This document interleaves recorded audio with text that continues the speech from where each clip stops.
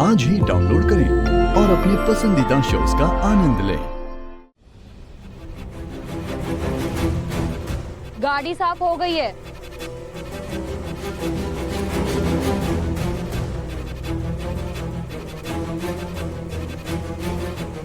Good job. साफ सफाई का अच्छा काम कर लेती हो तुम दोनों। अब हमारे को अन्नपूर्णा जी से मिलाओगे ना? मिलवा दूंगी। अभी मीटिंग में 15-20 मिनट्स और लगेंगे। यू नो व्हाट, तब तक तुम एक और कार साफ कर लो। तुम बोर भी नहीं होगी एंड आई एम श्योर तुम्हें कोई प्रॉब्लम भी नहीं होगी, राइट? Do it. एक और गाड़ी। ठीक है फुल्ला, कर लेते हैं।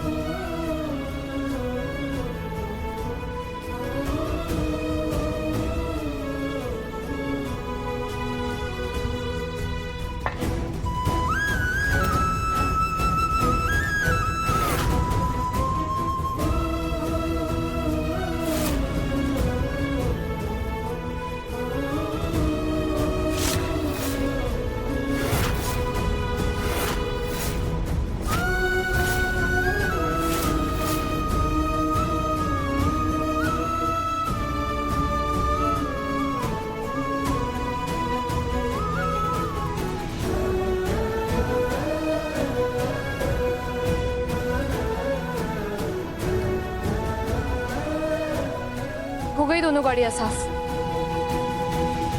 ये डर्टी बकेट कौन हटाएगा? पहले इसे हटाओ।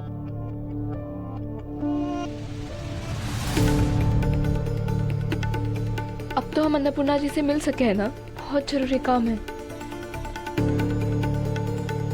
वाओ, हमारा नौकर भी इतनी अच्छी तरह से कार साफ नहीं करता। तुम दोनों ने तो एकदम प्रोफेशनल्स की तरह काम किया। I am really impressed. इसीलिए ये लो, आपस में बांट लेना। लेकिन तूने तो कहा था कि अन्नपूर्णा जी से मिला दोगी और तुम्हारी से बात करवाओगी।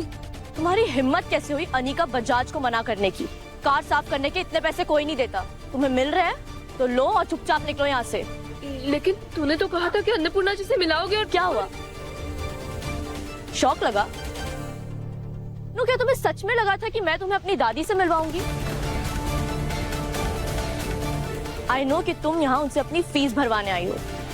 Shameless poor girl. You know what, तुम दोनों ना पढ़ाई लिखाई डिजर्व ही नहीं करती। पढ़ाई लिखाई छोड़ो और साफ सफाई का काम शुरू करो। पहले मेरी दादी की हेल्प से कॉलेज में एडमिशन ले ली और अब चाहती हो कि मैं तुम्हारी फीस भरने में भी हेल्प करे? Pathetic gold diggers. भीख मांगने का अच्छा तरीका है।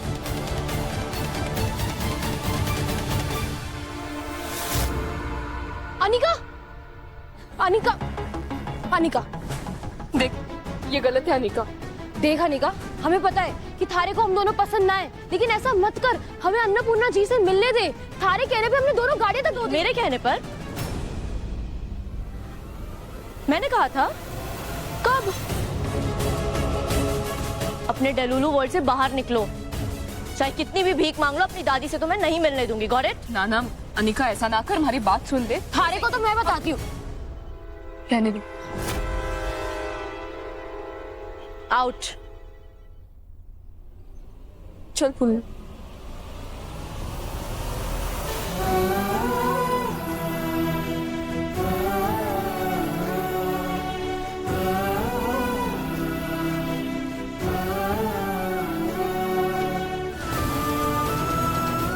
का टाइम है आप लोगों को अपनी फीस भरने के लिए। तब तक आप कोई भी क्लास अटेंड नहीं कर सकते।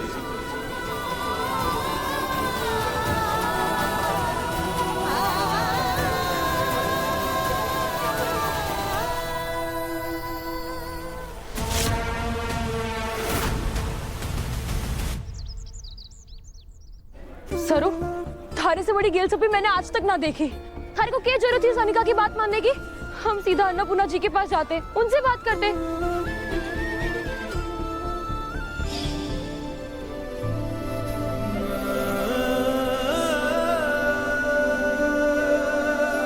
तारे को पता है,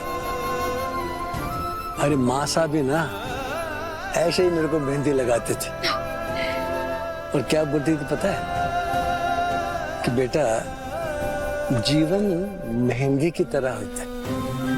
मेहंदी पहले धूप में तपती है, बारिश में भीगती है, फिर जाके उसे कोई पौधे से तोड़ता है और फिर वो पीसी जाती है। वो पीसने के बाद में फिर वो हाथ में और पैरों में लगाई जाती है और तब उसका रंग आता है लाल, चटक लाल। अब बता, तूने इस बात से क्या सीखा? बेटा, मेहंदी चाहे जितनी कठिनाइयां और परेशानियों से गुजरे, हमेशा खुश रहती, क्योंकि बहुत सारी कठिनाइयां और परेशानियां ही हमको खुशियां देती।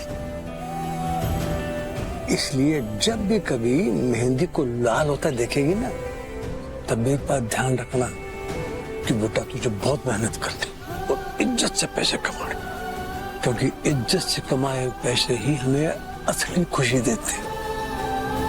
और बेटा कभी किसी के सामने हाथ नहीं फैलाना, क्योंकि मेहनत से कमाए पैसे ही ना सच्ची खुशी देते। ओल्ड मैन, आप सच में महान हो। पर बेटा हमारी एक बात गांठ बांध ले सब, मेहनत कमाने वालों के हाथ ही हमेशा मेहंदी जैसे लाल होते। दूसरों के आगे हाथ फैलाने से जीवन सिर्फ दुखों से भरा होता है। समझ गई? अब और मेहंदी लगा, ठीक से लगा, उधर बड़ा बड़ा फूल बना। हाँ।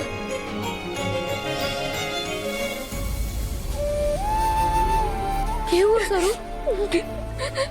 हमारे गोल्ड मैन की बहुत याद आवे, उनसे बात करनी है, वही हमारी मदद कर सके। सरू, फुल्ला, सर साहब, तुम लोग तो हॉस्टल जाके आराम करने वाले थे, फिर ये कैसा आराम हो रहा? डोंट स्ट्रेस, मैं मजाक कर रहा था। ये अम्मान नजीब सा हो तो टहलने से अच्छा लगता है। वो बात ना है सरसा, मेरे को कहा था ना। चुप रहे सरू, मारे को सरसा को सारी बात बताने दे। फुल्ला, क्या बात है बताओ। सरसा आज हमें क्लास से निकाल दिया। जब तक आप फीस डिपॉजिट नहीं करते हैं, आप कोई क्लास अटेंड नहीं कर सकते।